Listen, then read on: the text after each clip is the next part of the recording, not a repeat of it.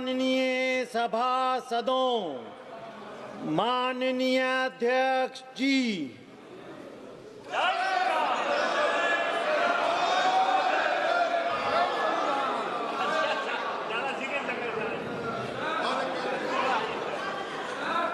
प्रश्नकाल CN अन्नूदुराई। माननीय सदस्य, अगर सदन की गरिमा को तोड़ोगे तो कार्रवाई करनी पड़ी। बैठ जाइए प्लीज, बैठे बैठ। प्रश्न संख्या बस प्रश्न संख्या 1 श्री CN अन्नादुराई, सेकंड नाम बुलाइए। श्री G सेल्वम, मंत्री जी। माननीय मंत्री महोदय। Sir, the answer has been placed on the table of the House. Shri Manickam Tagore. Thank you, sir. Sir, the question is relating to the Udan scheme in Tamil Nadu, sir. He has given a detailed answer on Udan, but my question is related to Madurai Airport. And Madurai Airport connectivity is a major issue, sir. Now, as Honorable Minister knows that Madurai, Chennai connectivity has been reduced. Now it is only 4 flights are there. Earlier there was 8 flights to Chennai, and now the flights has been reduced, and to Bangalore also the reduction in the flight has come. Therefore, I request that Honorable Minister will assure the House that connectivity to Madurai, Chennai as well as to Madurai, Bangalore, the frequency will be increased. Thank you so much, sir. Sir, Madurai has been one of the most important airports in Tamil Nadu. And with the same intention, the Government of India has also put in a lot of efforts to develop the Madurai airport. And especially one thing that I wanted to mention to the Honourable Member is also that when the request came for 24/7 operations of the airport so that the connectivity improves, not only domestically but internationally also. It was taken up in a very positive manner and it has been done. The international airport status also is under active consideration, and the connectivity that has been mentioned by the Honourable Member will also be taken up with the selected airlines, which will have the capacity to run it. But in this Government of India, and especially the Ministry of Civil Aviation, we consider Madurai as a very important destination, both internationally and domestically, and we will promote it from our side. Question number 2। आज नई परंपरा का प्रयास कर रहा हूं। मेरा प्रयास है कि सभी माननीय सदस्यों को 20 के 20 उत्तर आए, क्योंकि माननीय मंत्री महोदय भी 20 तक का इंतजार करते रहे। Question number 2। Question number 2 sir. Bajendra Singh Ola. Question number 2। माननीय मंत्री महोदय। महोदय, उत्तर सभापति। माननीय सदस्य। माननीय अध्यक्ष महोदय, मैं आपके माध्यम से माननीय मंत्री जी से जानना चाहूँगा कि राजस्थान देश में सबसे ज़्यादा टोल दे रहा है और विगत पिछले 5 साल में, जैसा आपने उत्तर में बताया है, लगभग 29,700 करोड़ रुपए का टोल राजस्थान से संग्रह किया गया है। और दूसरी तरफ टोल रोड की हालत बहुत दयनीय है। जयपुर दिल्ली का और अजमेर तक जो नेशनल हाईवे नंबर 48 है, उसमें मैं समझता हूँ हमारे हाथों पे से है कि उसमें सबसे ज़्यादा टोल देश में आया होगा। पर उसका माननीय मंत्री जी ने, गडकरी जी ने निरीक्षण किया था आज से 8 साल पहले, और उसमें कहा था कि ये 1 साल में तैयार हो जाएगा। आज भी उस पर टूटी फूटी सड़क है, कई जगह वो लेन नहीं है, साइड लेन, सर्विस लेन, और कई जगह पुलों का काम 3-3 साल से चल रहा जो पूरा नहीं हुआ। इसी तरह से जयपुर से अजमेर रोड, आप एक पूछो, उसके बाद सप्लीमेंट्री देंगे। माननीय मंत्री महोदय। माननीय अध्यक्ष जी, जैसा कि माननीय सदस्य जी ने प्रश्न किया था, हमने उत्तर उनको दिया है।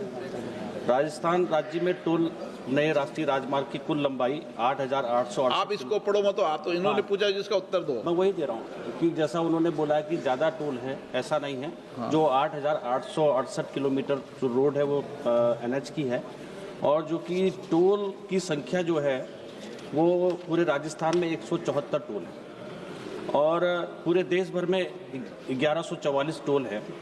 और इन्होंने माननीय सदस्य जी ने कहा कि टोल नज़दीक मतलब आई मीन ज़्यादा लगे हैं या नज़दीक ज़्यादा हैं, ऐसा नहीं है। पूरे राजस्थान में जो एक टोल से दूसरे टोल की दूरी है वो 51 किलोमीटर की है, और पूरे देश भर के अंदर जो टोल की और जो दूरी है वो 48 किलोमीटर है।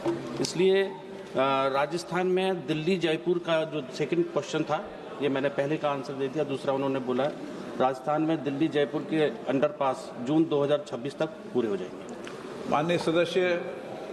माननीय अध्यक्ष जी, राजस्थान में सबसे ज़्यादा, जैसा मंत्री जी ने बताया, टोल प्लाजा है।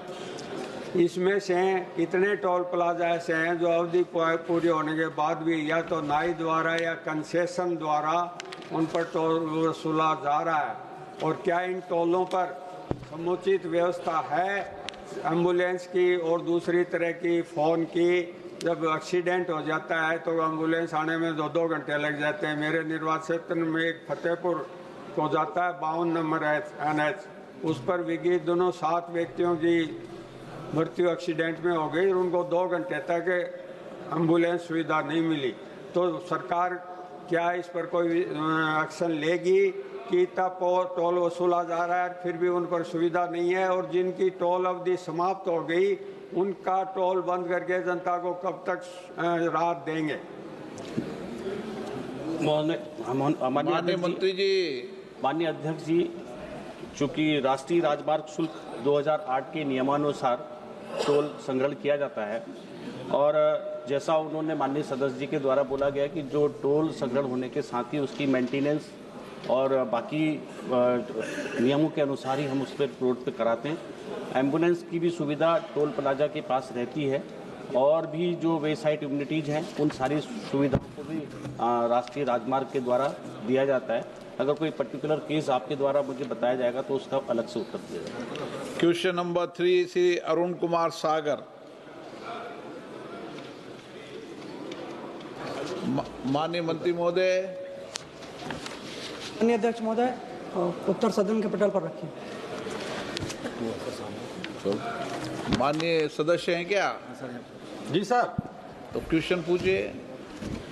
माननीय अध्यक्ष महोदय, देश के ऊर्जावान प्रधानमंत्री माननीय श्री नरेंद्र मोदी जी के दूरदर्शी और गरीब कल्याण नेतृत्व में शहरी आवास को नई दिशा मिली है। माननीय मंत्री महोदय ने अपने लिखित उत्तर में यूपीए काल की JNNURM और BSUP योजना की जानकारी दी। माननीय, मैं जानना चाहता हूं कि किन योजनाओं के समाप्त होने के बाद शहरी गरीब के लिए प्रधानमंत्री आवास योजना में क्या नए सुधार किए हैं, और इसका लाभ देश के गरीब लोगों को कैसे मिल रहा है? माननीय मंत्री जी। माननीय अध्यक्ष महोदय, मैं माननीय सदस्य को धन्यवाद देना चाहूँगा कि जिन्होंने इतना महत्वपूर्ण प्रश्न पूछा है। माननीय अध्यक्ष महोदय, यूपीए सरकार के समय जवाहरलाल नेहरू राष्ट्रीय शहरी नवीकरण मिशन योजना लागू किया गया था 2005 में, और 2012 तक के योजना चला। इस योजना के माध्यम से 7 लाख आवास स्वीकृत किया गया था और 12 लाख करोड़ इसमें खर्चा किया गया था। माननीय अध्यक्ष महोदय, माननीय सदस्य ने जो जानकारी चाहा है कि जवाहरलाल नेहरू राष्ट्रीय शहरीकरण मिशन के वर्टिकल BSUP के तहत और प्रधानमंत्री आवास योजना में अंतर क्या है तो और लाभ कैसे मिलता है, तो मैं आपके माध्यम से माननीय सदस्य को बताना चाहूँगा। माननीय अध्यक्ष महोदय, माननीय मोदी जी की सरकार ने शहरी विकास और आवास के क्षेत्र में एक अभूतपूर्व क्रांति की नींव रखे हैं। यह नींव केवल ईंट और गारे का नहीं बल्कि करोड़ों भारतीयों के सपनों को साकार करने की कहानी है। पंडित दीनदयाल उपाध्याय के अंत्योदय के सिद्धांत माननीय मोदी सरकार की नीतियों का पथ प्रदर्शक है, और इसीलिए प्रधानमंत्री आवास जैसी योजनाएं समाज के अंतिम छोर तक विकास की किरणें पहुंचाने का सार्थक प्रयास कर रही है। माननीय अध्यक्ष महोदय, 2014 के पहले की सरकारों ने विकास के नाम पर केवल खाना पूर्ति किए, योजना या तो कागजों में सिमट करके रह गया या घटिया निर्माण होने के कारण उसका लाभ गरीबों तक नहीं पहुंचा। चाहे वह जवाहरलाल नेहरू राष्ट्रीय शहरी नवीकरण मिशन हो या राजीव आवास योजना हो, इसका लाभ लोगों को उस तरह से नहीं मिला। केवल नारा लगाते रहे हम भूख मिटाएंगे, हम गरीबी हटाएंगे, लेकिन न तो गरीबी हटी न भूख मिटी। लेकिन माननीय अध्यक्ष महोदय, गरीबी हटाने का काम यदि किसी ने किया है तो आदरणीय हमारे देश के प्रधानमंत्री माननीय नरेंद्र मोदी जी के द्वारा किया गया है। माननीय अध्यक्ष महोदय, आंकड़े हमारे सामने कठोर सच्चाई को रखते हैं। 2011 की जनगणना के अनुसार देश भर में 6.54 करोड़ लोग झुग्गी झोपड़ियों में रहते थे। यह आंकड़ा हमें उस विशाल चुनौती को याद दिलाती है जो शहरी गरीबों के सामने थी। एक ऐसा जीवन, न सर के ऊपर पक्का छत, न पीने के लिए स्वच्छ पेयजल और न ही सम्मान की कोई गारंटी। आदरणीय मोदी जी की सरकार ने इस चुनौती को न केवल स्वीकार किया बल्कि इसे अवसर में भी बदला है। माननीय अध्यक्ष महोदय, 25 जून 2025 से प्रधानमंत्री आवास योजना शहरी लागू हुआ। इस योजना के माध्यम से हम पात्र लाभार्थियों को ऑल वेदर पक्के आवास उपलब्ध कराने का काम हमारी सरकार कर रही है। माननीय अध्यक्ष महोदय, यह मांग आधारित योजना है।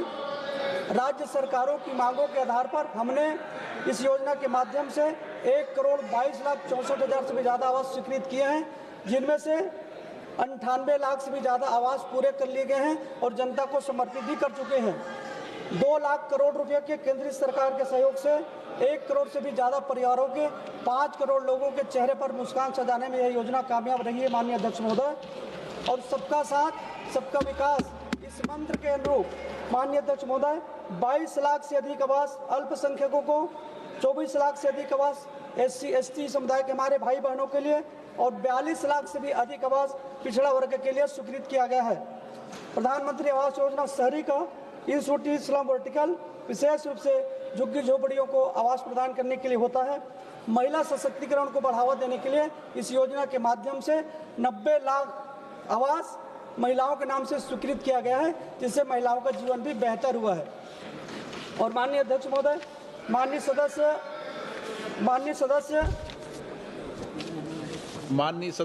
मान्यवर, मेरा दूसरा पूर्व प्रश्न है कि माननीय मंत्री महोदय से महोदय, देश के ऊर्जावान प्रधानमंत्री श्री नरेंद्र मोदी जी गरीब हितैषी सोच में चल रही प्रधानमंत्री आवास योजना ने शहरी गरीबों को पक्का घर, इज्जत और सुरक्षित जीवन दिया है। माननीय सदस्य, आप दूसरी बार के सदस्य हो, प्रश्न बिना पढ़े बोलना की तैयारी करो। ठीक सर। कृपया बताएं कि मेरे क्षेत्र में इससे कितने परिवारों का सपना पूरा हुआ है। माननीय मंत्री जी, संख्या बता दो आप तो। माननीय अध्यक्ष महोदय,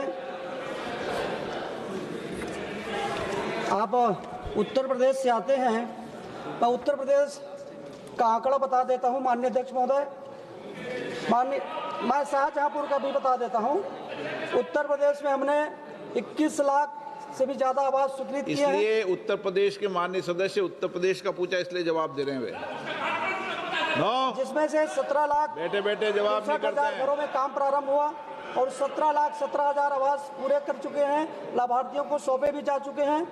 शाहजहांपुर के लिए 25,481 घर स्वीकृत हुए हैं, 25,129 घरों में काम प्रारंभ हुआ, 24,203 घर लाभार्थियों को पूरा करके सौंपे भी जा चुके हैं। माननीय अध्यक्ष महोदय, question number 4, doctor Shrikant Eknath Shinde, Shri Naresh Ganpat Mhaske. माननीय मंत्री महोदय जी, उत्तर पटल पर रख दिया गया है। Question number 5, Shri Govind Karjol. I raise question number 5. माननीय मंत्री महोदय, क्वेश्चन नंबर 5 पर रख दिया गया है। माननीय सदस्य। Honorable Speaker, sir, in the reply it has been stated that the water is being a state subject as reported by the government of Karnataka. 169 complaints, irregularities have been received, and that the state government has been requested to take necessary action in respect of these irregularities allegations. However, no action has been taken by the government of Karnataka on the irregularities identified in my parliamentary constituency, Chitradurga. Second, sir, it has been informed that the Chitradurga district, out of 3,81,012 households, 3,36,248 household tap connections have been provided. However, during my personal inspection, several villages in my constituency observed that the claimed 88.25% household connections have not been actually provided on the ground. In view of the above, I request the Honorable Minister to kindly constitute a technical expert team to conduct the inspection in Chitradurga district and take necessary steps to ensure the supply of safe and quality water to all the households in my constituency. माननीय मंत्री जी। माननीय अध्यक्ष जी, जो सदस्य ने प्रश्न पूछा है उसके बारे में, चित्रदुर्ग के बारे में उन्होंने कई महीनों के पहले भी पत्र लिखकर, 3-4 पत्र लिखकर भी उन्होंने डिटेल मांगा था। हमने स्टेट से उसके बारे में डिटेल मंगवाई, मगर आज तक उन्होंने जो डिटेल दिया नहीं है। मगर चित्रदुर्ग जिले में कुल 3.81 लाख ग्रामीण परिवारों में से 3.36 लाख परिवारों में से 88% को नल जल कनेक्शन मिल चुका है। जो जल जीवन मिशन के अंदर जितना भी उनको ग्रांट आवंटन किया जाता है, उसके ऊपर खुद स्टेट अपना काम करती है, वही टेंडरिंग करती है, वही डीपीआर भी बनाती है और वही कंप्लीशन करके हमें रिपोर्ट भी करती है। और माननीय आप जानते हैं कि इसके बारे में कई बार जो कंप्लेन हुई थी, इसके कारण माननीय प्रधानमंत्री मोदी साहब ने भी निर्देश दिए थे, इसके ऊपर सख्त कार्रवाई होनी चाहिए। हम टीम बनाकर भेजे हैं, अलग अलग टीम ने उसका रिपोर्ट भी दिया है और उसके आधार पर हमने स्टेट को भी रिपोर्ट देकर उसके ऊपर कार्रवाई करने के लिए किया गया है। और पूरे देश में बहुत से करीब 4,000 से ज़्यादा लोगों के ऊपर कार्रवाई की गई है। चित्रदुर्ग में भी अगर कोई कमी मिलेगी तब उसके ऊपर काम करेंगे। माननीय सदस्य सप्लीमेंट्री, आप सप्लीमेंट्री पूछना चाहते हैं माननीय सदस्य? नहीं सर, नहीं। Okay. Question number 6, Shri Benny Behanan. माननीय मंत्री महोदय, सभापति, honourable member. Sir, Kerala's several instances of road failure have been occurred, resulting in accidents and loss of human life. Sir, in his reply, Honorable Minister stated that a committee is appointed for the inquiry. Sir, in this National Highways, this contract agreement is two types. One is EPC model and HAM model. Sir, both this agreement, the responsibility for preparation of the road design rested with the contractors themselves. That such designs are often not prepared in accordance with the local terrain and soil conditions. That adequate soil testing is not conducted. And scientific and monitoring supervision during construction are inadequate. And whether the government proposed to take a sub-independent agency for design, preparation, supervision, and scientific monitoring of national highway construction. Sir, also, and the Parliamentary Public Accounts Committee has submitted a study report regarding the construction failure, structural defects, and road collapse in the national projects executed by the National Highway Authority. And if so, the major findings and the recommendations of the committee and the action taken by the central government thereon, including corrective measures to prevent recurrence of such failure. महोदय, ये जो question है राष्ट्रीय राजमार्ग 66 का है, जो कि विभिन्न संरचनाओं पे जो घटनाएं घटी हैं, जो प्रॉब्लम्स आई हैं, ये करीब 550 किलोमीटर का ये मार्ग है, जिसमें 13 प्रोजेक्ट चल रहे हैं केरल के अंदर, जो उत्तर से दक्षिण की ओर है। NH, जिस माननीय सदस्य जी ने जो जिक्र किया है कि NH 66 पे फ्लाईओवर और अंडरपासों में RS दीवार की गिरने की घटना घटी, स्लोप के धंसने की भी घटनाएं मामले सामने आए हैं। और इसके लिए हमने IIT पलक्कड़ और IIT दिल्ली, IIT कानपुर और IIT गांधीनगर के संस्थानों की एक समिति बनाई गई और उन समितियों के अनुसार जो भी हमको गाइडेंस किया गया वो कॉन्ट्रैक्टर के द्वारा उस पर कार्रवाई अपने खर्चे पर ही कॉन्ट्रैक्टर कर रहा है। और भी RS वाल्व में संबंधित घटनाओं में 10 भूवैज्ञानिक संस्थानों की नियुक्ति किया गया है, जो कि NH 66 पर ऐसे 351 फ्लाईओवर को भू विश्लेषण कर रहे हैं। यह IIT पलक्कड़ के देखरेख में काम हो रहा है। बाकी का निर्माण मानकों की समीक्षा के बाद अब केरल राज्य के तटीय क्षेत्र में मिट्टी की विशिष्ट परिस्थितियों को देखते हुए भू तकनीकी विशेषज्ञों के रिपोर्ट के आधार पर काम चल रहा है और फ्लाईओवर के हिस्से को बढ़ाने का भी हम डिपार्टमेंट ने निर्णय लिया है। RS दीवार की ऊंचाई को कम करने का भी निर्णय लिया है ताकि वो उनकी भविष्य में टूटने की संभावनाएं ना रहे। जो कंफ्यूजन माननीय सदस्य जी का था उसको पूरा। Honorable member supplementary. Sir, my second question. Sir, in the last session, the honorable minister, the cabinet minister, assured a question raised by Mr. Premendran that the national highway projects, whether the height of the road embankment exceeds 10 meters, a flyover or elevated structure will be constructed instead of earth embankment, and whether the government is ensuring strict compliance with assurance in all ongoing projects. And in the national highway, many of the major contractors give it subcontractors, and the subcontractors are not eligible for this type of work.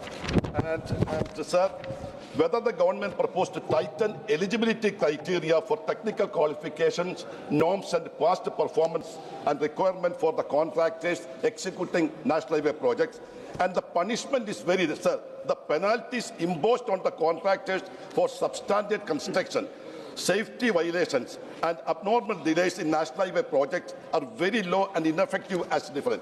So whether the government proposed to introduce provision for permanent banning or long-term debarment of this type of contractors whose negligence and faulty execution endangers public life and property. Another question, sir, one more question, sir. There's a major project in the national highway in Kerala, that is Angamali-Kundanur project. Sir, the Angamali-Kundanur bypass, the notification already started, but unfortunately, the 3A notification is cancelled because of due to the delay of the land acquisition.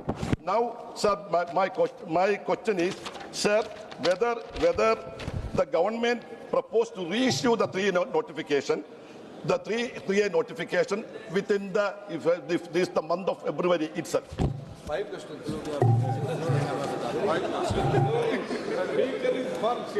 माननीय अध्यक्ष जी, चूंकि माननीय सदस्य जी के द्वारा कहा गया है कि उसमें डिज़ाइन में कोई चेंज किया गया है, मगर आपके मतलब सदन की जानकारी के लिए, क्योंकि ये 6 लेन +2 जो सर्विस रोड है 6 लेन पर बनाए हैं, तो ये करीब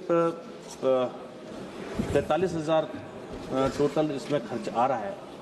और इसमें लैंड, क्योंकि लैंड की कॉस्ट भी केरल में बहुत ज़्यादा रहती है और मिट्टी की भी, चूँकि मैंने जैसे बताया है कि IIT दिल्ली, IIT पलक्कड़, गांधीनगर, जो भी उन्होंने हमको रिपोर्ट दी है और भूवैज्ञानिकों की रिपोर्ट के अनुसार ही हम उसकी हाइट में भी कोई परिवर्तन करना है वो किया जा रहा है। और जैसा उन्होंने बोला है कि इस विषय में जो कंडीशन के अनुसार DPR में रेटिंग दी गई है और रेटिंग अभी कट रहे हैं, और अगर कहीं पर भी इसमें कोई समस्या आएगी कॉन्ट्रैक्टर के खिलाफ कार्रवाई भी हम कर रहे हैं, ऐसी कोई प्रॉब्लम नहीं है। मगर माननीय सदस्य जी ने जो क्वेश्चन कहा है, क्योंकि वहाँ एक टेक्निकल प्रॉब्लम क्या है कि मिट्टी ना मिलना और उसके कारण से बड़ी समस्या रहती है।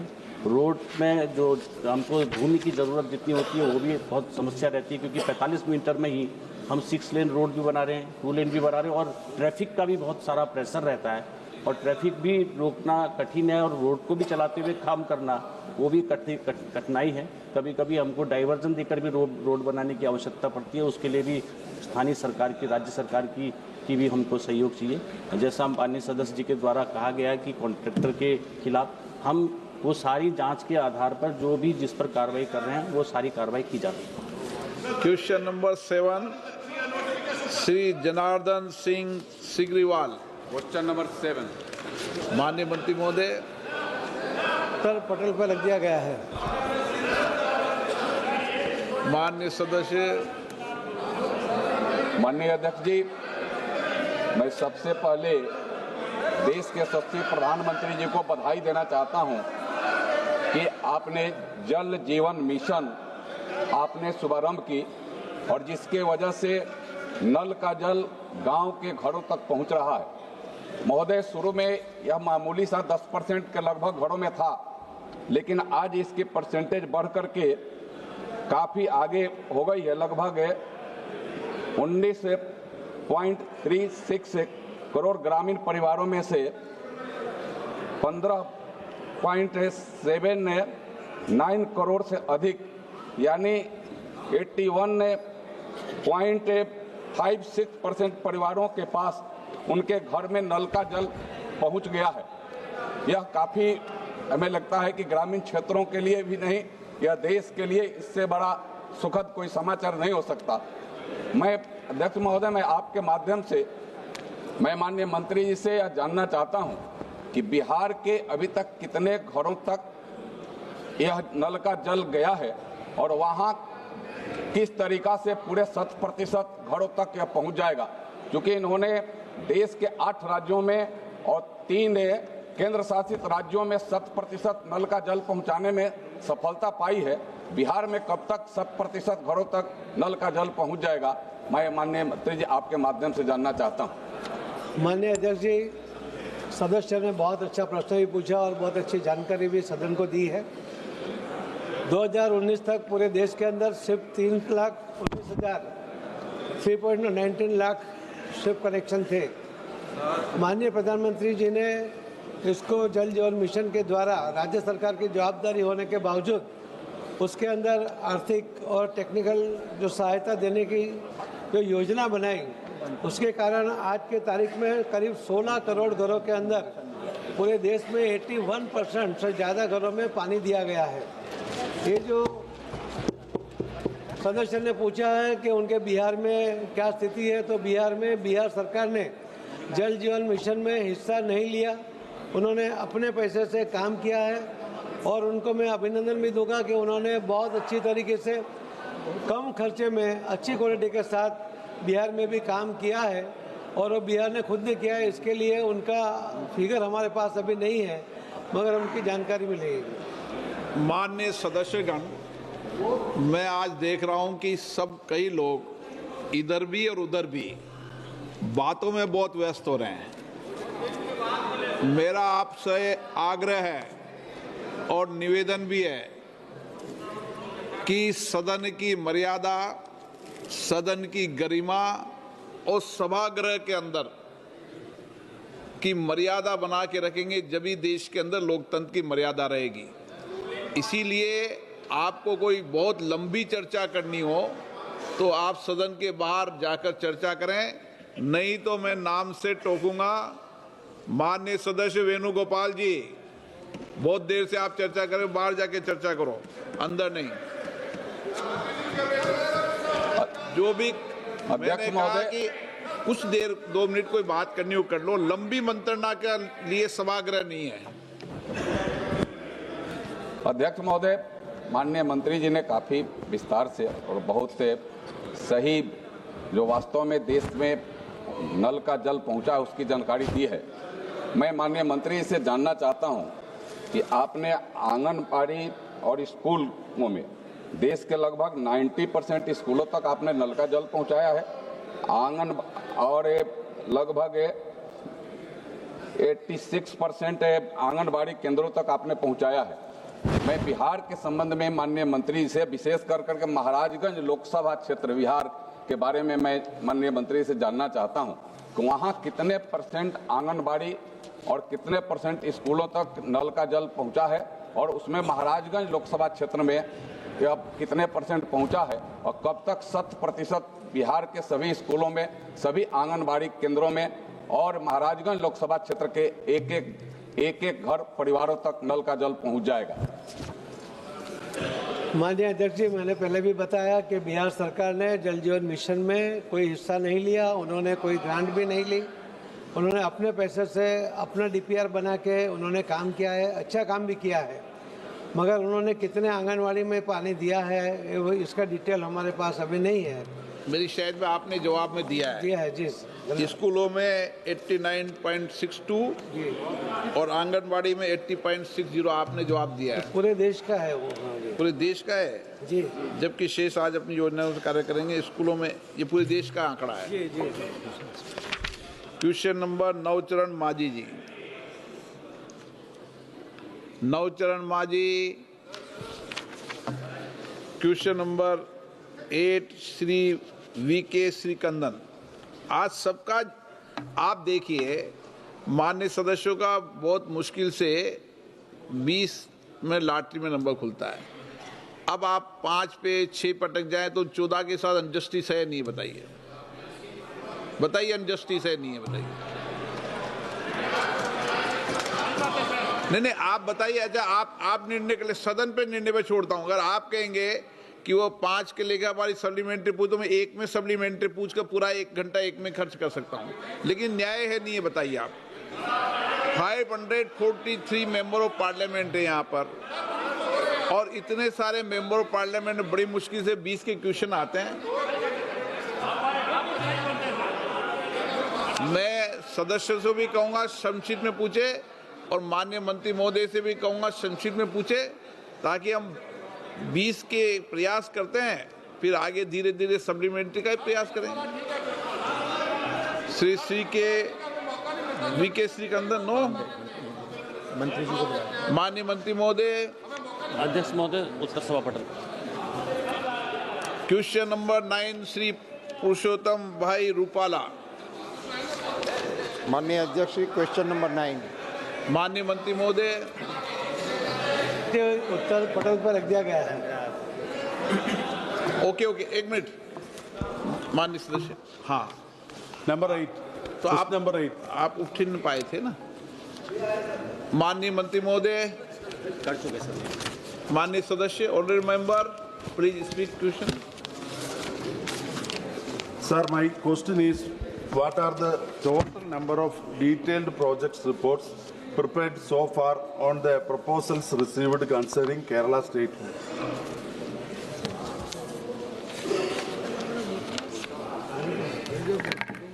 अध्यक्ष महोदय, क्योंकि माननीय सदस्य जी के द्वारा बोला गया है कि राज्य की सरकार राज्य सड़क को एनएच करने के लिए, जैसा कि पूर्व में भी हम लोगों ने जानकारी दी है मंत्रालय ने, कि सामरिक महत्व को दृष्टिगत करते हुए और जो स्टेट सेक्टर की रोड है उसमें पीसीयू जो पैसेंजर कार यूनिट के आधार पर और टूरिज्म के देखते हुए और राज्य सरकार के आग्रह पर भी ये बहुत महत्वपूर्ण होता है। और जहाँ क्योंकि पीएम गति शक्ति राष्ट्रीय मास्टर प्लान के अंतर्गत ही हम एनएच ले पाते हैं। वर्तमान में चूँकि 1.5 लाख किलोमीटर एनएच हमारे पास है, ऑलरेडी हम उन्हीं को जो 4 लेन है 6 लेन करने का काम उसी को डेवलपमेंट करने का काम कर रहे हैं।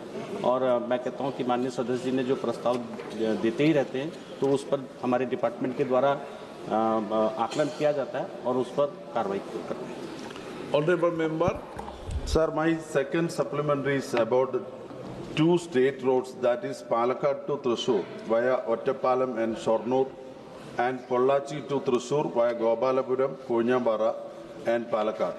As these 2 roads have high density of vehicular movements, whether the government has received any proposal for converting these state roads as a national highways? If so, steps taken.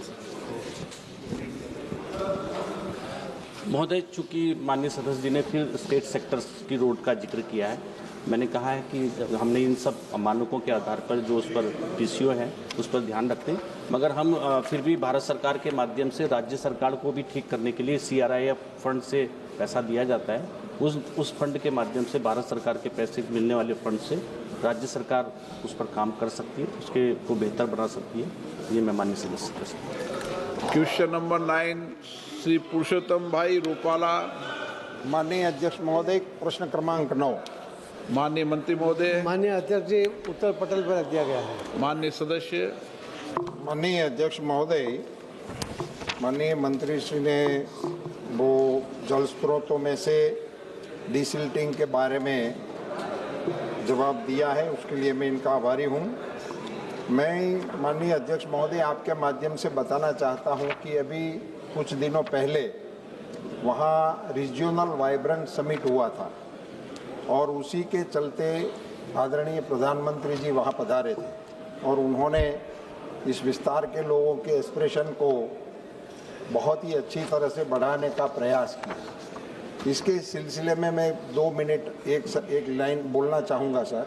Rajkot, Morbi और जामनगर मिला के एक बहुत बड़ा इंडस्ट्रियल हब डेवलप हो रहा है। इसके चलते पूरे सौराष्ट्र में से और देश में से उसी क्षेत्र में आबादी भी बढ़ रही है, इंडस्ट्रीज भी बढ़ रही है।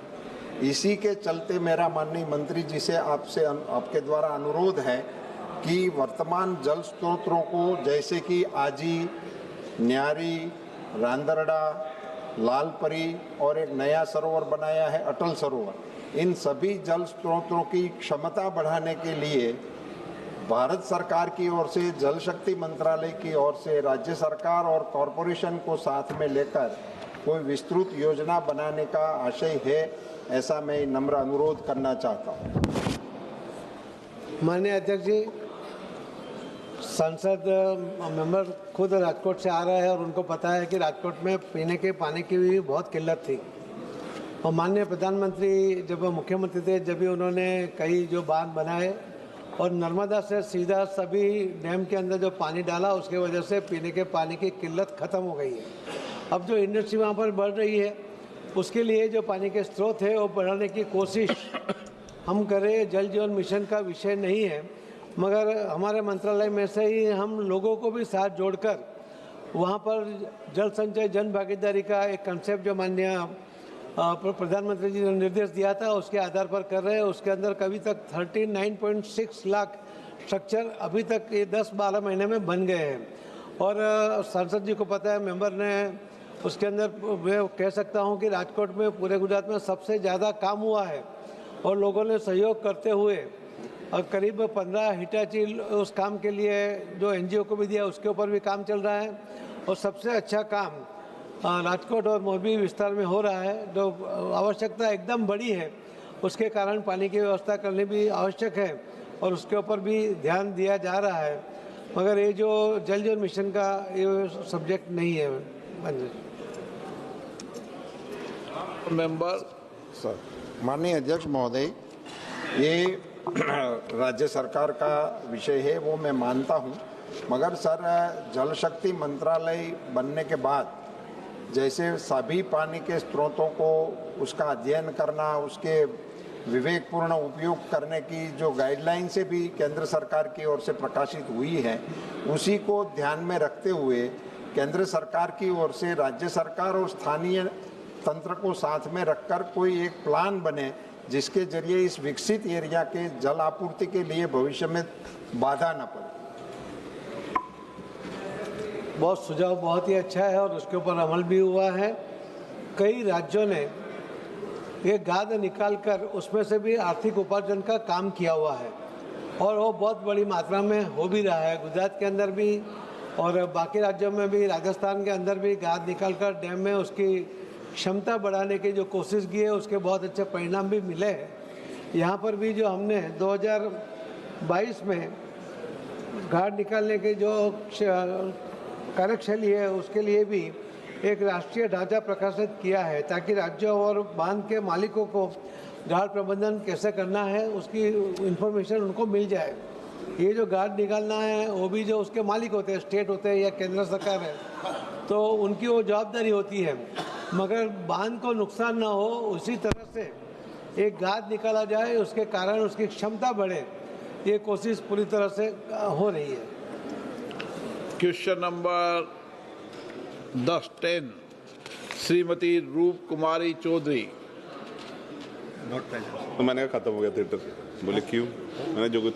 श्री बन्नालाल रावत जी। सर, प्रश्न नंबर 10।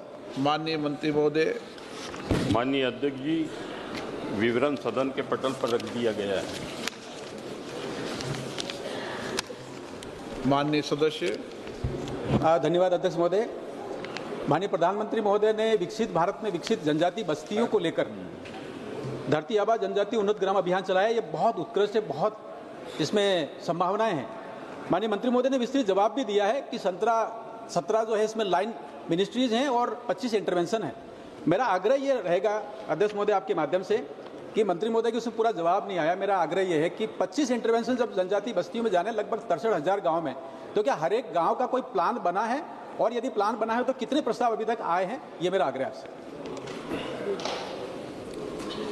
माननीय सभापति जी, देश में सर्वाधिक शासन जिन दलों ने किया, उन्होंने जनजाति समाज की पृथक से कोई चिंता नहीं की, किंतु स्वर्गीय अटल बिहारी वाजपेयी जी ने जनजाति मंत्रालय का पृथक से निर्माण करके जनजाति समाज के बंधु बांधवों की चिंता की।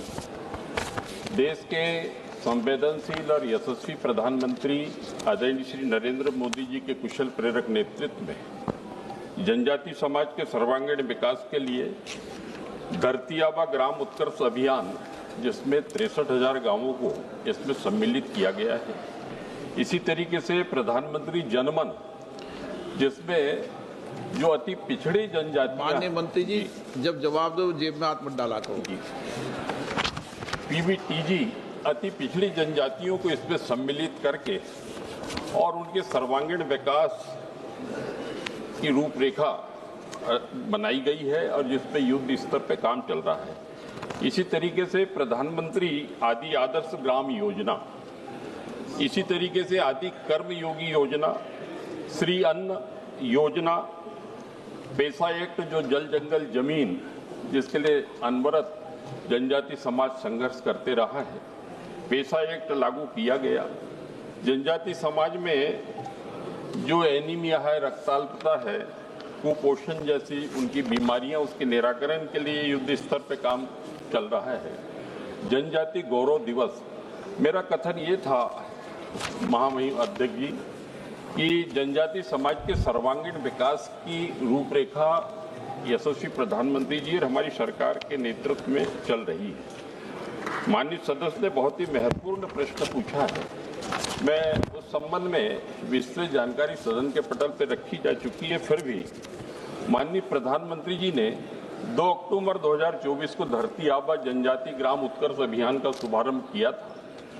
इस अभियान में 17 लाइन मंत्रालय द्वारा कार्यान्वित किए गए 25 उपाय शामिल हैं और इसका लक्ष्य अति पिछड़े गांवों और आकांक्षी जिलों में अवसंरचना और मानव विकास के अंतर को पूरा करके जनजाति समुदायों का समग्र सामाजिक विकास करना है।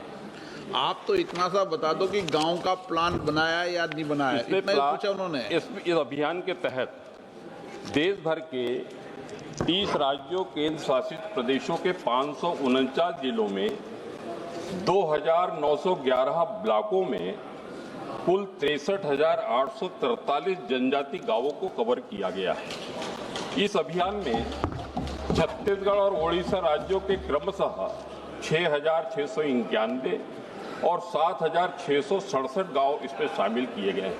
ठीक है, सप्लीमेंट्री पूछना चाहते हैं मुन्ना लाल जी? जी सर, आग्रह यह है कि 63,000 गांव, तो ऐसा लगता है कि गांव को यूनिट बनाया।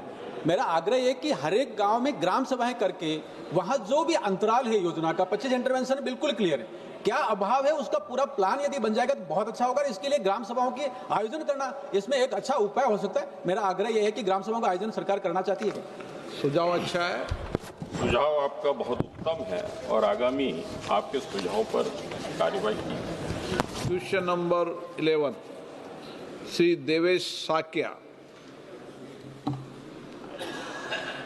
नहीं, माननीय मंत्री महोदय, उत्तर सभा पटल पर। Question number 12 Shri BK Partha सारथी।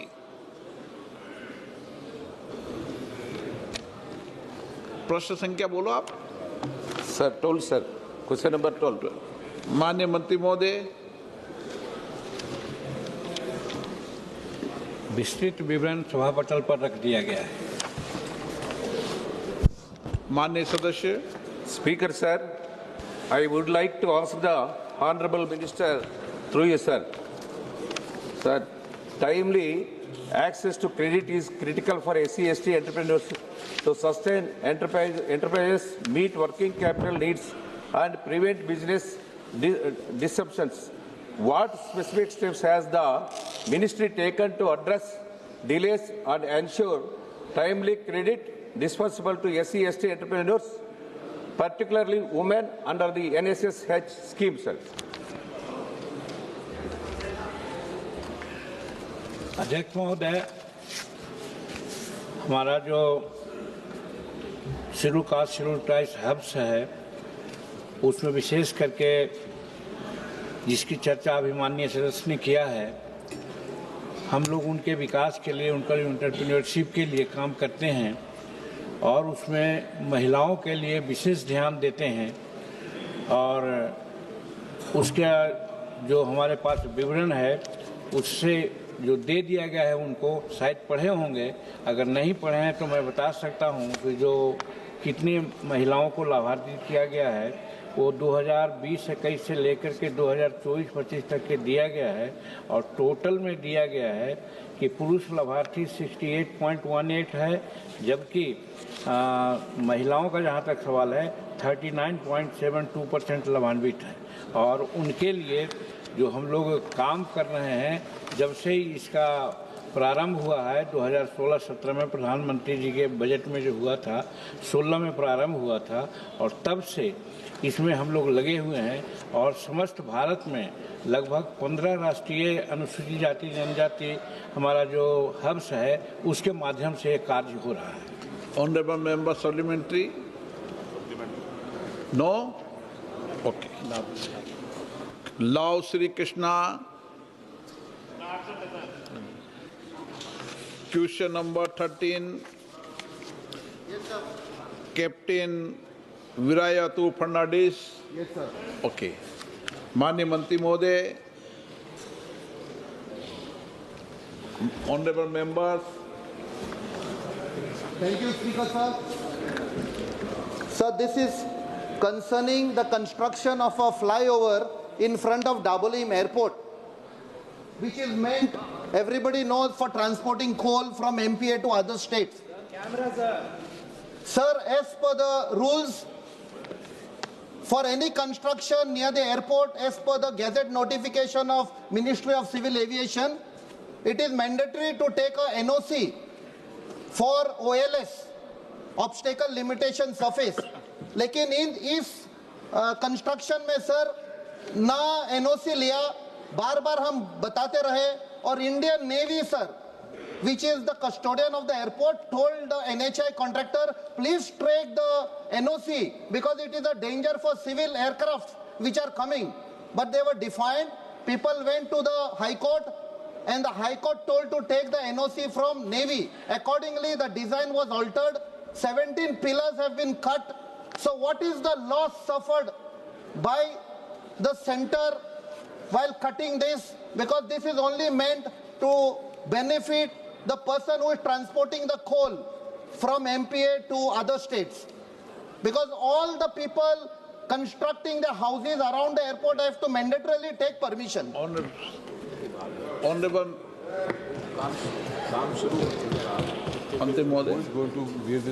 माननीय अध्यक्ष जी, चूंकि जैसा कि माननीय सदस्य जी के द्वारा बताया गया है कि डीपीआर कंसल्टेंट ने जो स्वीकृति काम करने से पहले ली थी, उस पर उचित कार्रवाई की जा रही है।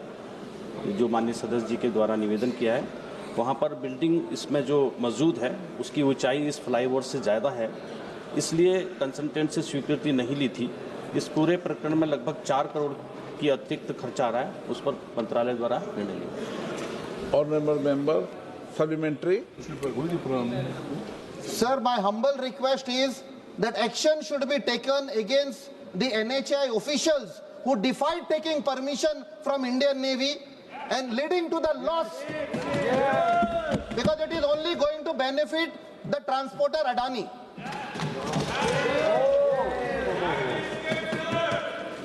माननीय अध्यक्ष जी, क्योंकि मैंने पहले ही बताया है कि जो एनओसी लेने के उपरांत जो बाकी का डीपीआर में एक्स्ट्रा हमको इन्वेस्टमेंट करना है वो कर रहे हैं, और जो डिपार्टमेंट विभागीय कार्रवाई है तो हम करेंगे। Question number 14 Shri Gopal ji Thakur. 14 plus number 14 माननीय मंत्री महोदय, आज आपका ही पूरा प्रश्न है। माननीय अध्यक्ष महोदय, सभापटल को उत्तर रख दिया गया है। डिपार्टमेंट पूरा समझ जाओगे इस बहाने। सभापटल उत्तर रख दिया गया। बोलिए। माननीय अध्यक्ष महोदय, आपके माध्यम से माननीय मंत्री जी से पूछना चाहता हूँ, जो बिहार का प्रथम एक्सप्रेसवे आमस दरभंगा जो लगभग 12,000 करोड़ से बनने जा रही है और वर्षों से कार्यों में काफ़ी धीमी गति है। हम माननीय मंत्री जी से जानना चाहते हैं आमस दरभंगा कार्य कब तक पूरा होगा और क्या उसको दरभंगा से नेपाल तक जो भारत का सीमा है वहाँ तक कब तक इसको ले जाएंगे। दूसरा मेरा प्रश्न था, इसमें जो दरभंगा जयनगर 527B राष्ट्रीय राजमार्ग जो जयनगर तक गई है उसमें मात्र 15 किलोमीटर का टेंडर हुआ और वह भी वर्षों से लंबित है, उस पर कोई काम अभी तक प्रारंभ नहीं किया गया है। तीसरा इसमें मैंने विषय को रखा है दरभंगा एलिवेटेड कॉरिडोर परियोजना, वह भी वर्षों से लंबित है, उस पर किसी तरह का काम अभी तक प्रारंभ नहीं हुआ है और जो भी आरओबी है दरभंगा का उस पर भी कुछ अभी तक काम नहीं हो रहा है, काफ़ी धीमी गति से चल रही है। माननीय अध्यक्ष जी, माननीय सदस्य जी के द्वारा जो आमस दरभंगा एक्सप्रेसवे के 25% कार्य हमारा प्रगति पर है। दरभंगा जयनगर जो माननीय सदस्य जी के द्वारा अपना विषय उठाया गया वो स्वीकृत हो चुका है, उसकी डीपीआर उन्नत स्थिति में है और उस पर कार्रवाई बहुत जल्दी की जाएगी। तीसरा क्वेश्चन उन्होंने बोला दरभंगा एलिवेटेड कॉरिडोर और आरओबी के जो मामले उठाए हैं जो राज्य सरकार से संबंध रखते हैं, क्योंकि वह एनएच पर नहीं है, उस पर राज्य सरकार को निवेदन किया गया है और मैं माननीय सदस्य जी को आश्वस्त करता हूं कि आपके क्वेश्चन के अनुसार ही कि एनएच के नेटवर्क नए एनएच नेटवर्क पर दरभंगा और मिथिला रीजन में भी कार्य प्रगति पर है। दिसंबर 2026 तक आमस दरभंगा का कार्य पूर्ण होने की संभावना है। दरभंगा जयनगर में अगले वित्तीय वर्ष में हम काम को शुरू कर दिया जाएगा। ये माननीय सदस्य जी को मैं अवगत कराना चाहता हूँ। माननीय मंत्री से आपके माध्यम से माननीय अध्यक्ष महोदय जानना चाहेंगे, जो एनएच जो मुजफ्फरपुर दरभंगा झंझारपुर अररिया जो गई है वह भी जर्जर स्थिति में है, उसका भी जरा आंसर दे। माननीय अध्यक्ष जी उत्तर दिया जाएगा क्योंकि उन्होंने बोला, मैं उत्तर दूंगा। क्वेश्चन नंबर 15 श्री विष्णु दयाल राम, संख्या 15। माननीय मंत्री महोदय, ऑनरेबल मेंबर। धन्यवाद अध्यक्ष जी, आपने मुझे पूरे प्रश्न पूछने का अवसर प्रदान किया। मैं माननीय मंत्री जी के प्रति भी आभार प्रकट करता हूं क्योंकि उन्होंने बहुत विस्तृत उत्तर दिया है।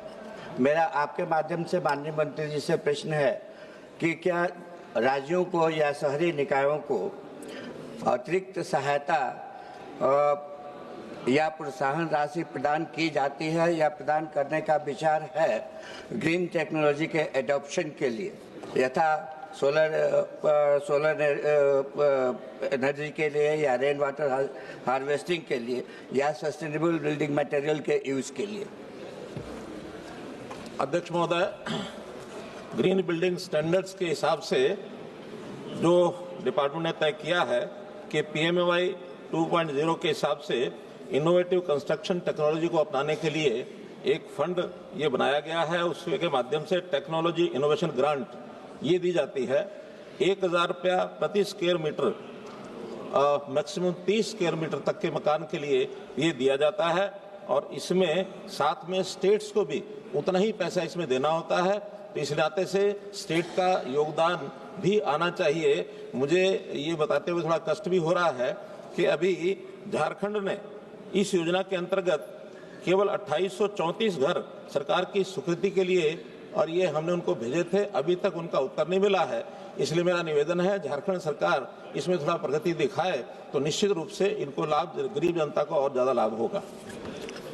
ऑनरेबल मेंबर, मेरा दूसरा प्रश्न है, क्या सरकार ने प्रधानमंत्री आवास योजना के अंतर्गत रहने वाले लाभुकों को एनर्जी कंजम्पशन की कोई समीक्षा की है कि उनको एनर्जी कंजम्पशन में कोई फ़ायदा हुआ है या अथवा नहीं हुआ है, क्योंकि एनर्जी एफिशिएंट डिजाइन के आधार पर यह मकान निर्मित है।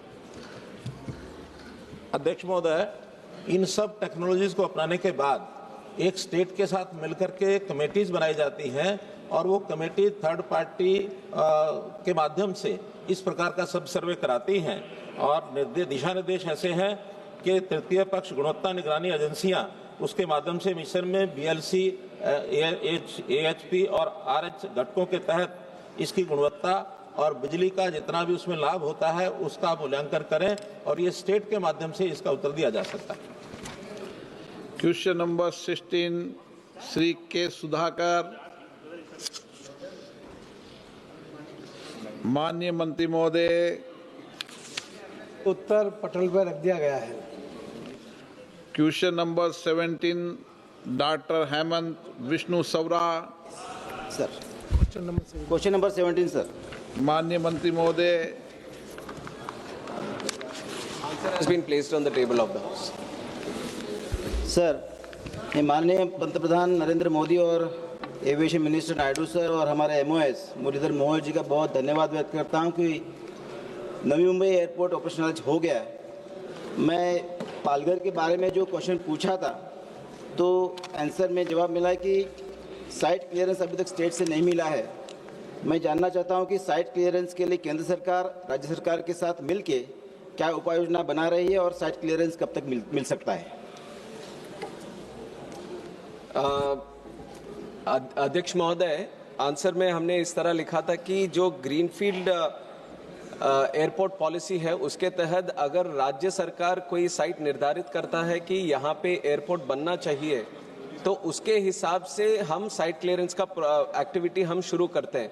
पर पालघर डिस्ट्रिक्ट में कोई ऐसी जगह स्टेट गवर्नमेंट से हमारे पास आया नहीं है कि ये यहाँ पे एयरपोर्ट बने। तो अगर ज़मीन का कुछ आइडेंटिफिकेशन होके वहाँ पे बनाने के लिए अगर एक प्रपोजल आता है तो उसके बाद ministry of civil aviation site clearance के लिए कंसिडर करती है। अभी कोई भी जगह इस तरह से निर्धारित नहीं किया गया है। Thank you sir.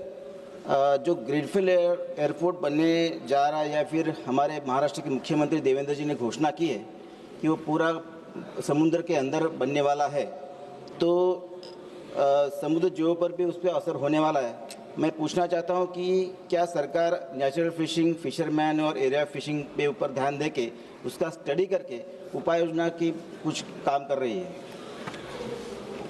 ये बहुत ही अच्छा प्रश्न पूछा है क्योंकि अध्यक्ष महोदय, गवर्नमेंट ऑफ महाराष्ट्र एक पहला प्रयोग ऐसा कर रहा है कि ऑफशोर में भी, समुद्री तट में भी हम एक एयरपोर्ट बनाएं, वाधवा पोर्ट के साथ वहाँ पे बनाएं।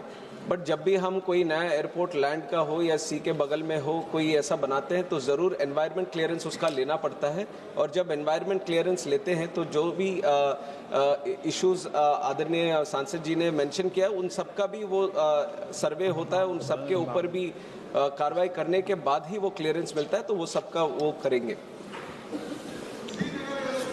श्री खनेन मुर्मू, आप सभापति टेबल के लोग हैं, ऐसे नहीं उठते बीच में आप। धन्यवाद अध्यक्ष महोदय। मैं मंत्री जी को धन्यवाद करता हूं ताकि विस्तार से उत्तर दिया हुआ। लेकिन मैं मेरा मालदा उत्तर लोकसभा क्षेत्र, मैं मंत्री जी से कई बार मिल चुका हूं। सर, आपके माध्यम से मैं मंत्री जी से जानना चाहता हूं, मालदा एयरपोर्ट एक पुराना एक एयरपोर्ट है, वो बहुत धीमे से काम चल रहा है, लेकिन वो पुराना एयरपोर्ट बहुत छोटा सा है, लेकिन वो विस्तार नहीं हो पाएगा।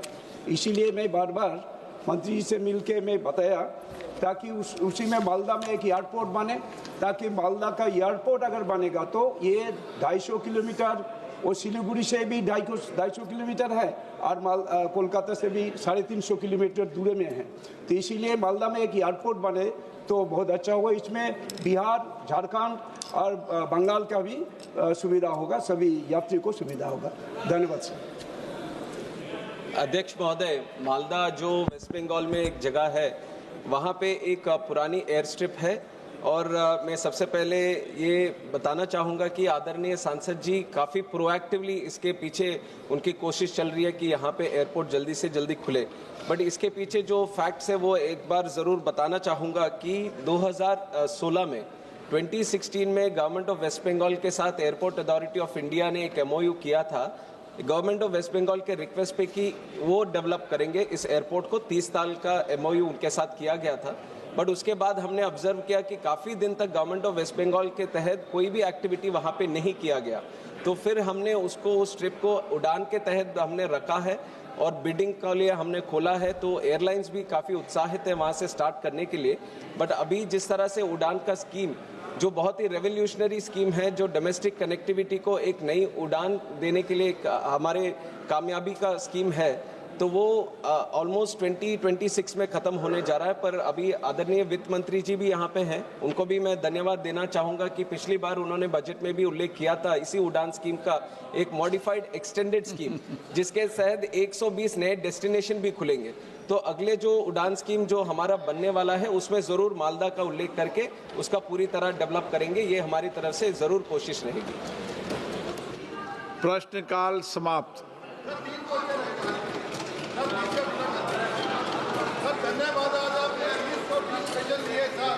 बहुत बहुत धन्यवाद देता। माननीय सदस्यगण, मुझे निम्नलिखित माननीय सदस्यों द्वारा कुछ विषयों पर स्थगन प्रस्ताव की सूचना प्राप्त हुई है। Shri Virendra Singh, Shri Rajesh Ranjan, advocate Chandrashekhar, Shri Anto Antony, doctor Mohammad Javed, Shri K Suresh. मैंने स्थगन प्रस्ताव की किसी सूचना की आज अनुमति प्रदान नहीं की है। माननीय सदस्यगण, जैसा कि आपको समाचार भाग 2 के माध्यम से पहले ही सूचित किया जा चुका है कि माननीय मंत्री जी द्वारा आर्थिक समीक्षा प्रस्तुत किए जाने के पश्चात उसकी प्रतियां मेंबर पोर्टल के माध्यम से उपलब्ध करा दी जाएगी। अब आपको व्हाट्सएप पर भी उपलब्ध करा दी जाएगी और नए कई परिवर्तन किए हैं जो आने वाले समय में सब परिवर्तन आपको नजर आएंगे। और सभी माननीय सदस्यों से मेरा आग्रह भी रहेगा, संसद की कार्रवाई को और उचित तरीके से चलाने में और नए इनोवेशन, नए सुझाव आप जो भी देंगे, हम कोशिश करेंगे कि संसद में माननीय सदस्यों के अनुकूलता के अनुसार उन सारे टूल्सों का उपयोग कर ताकि माननीय सदस्यों की क्षमता बढ़ सके और वे अच्छी संवाद चर्चा, सकारात्मक चर्चा कर सकें।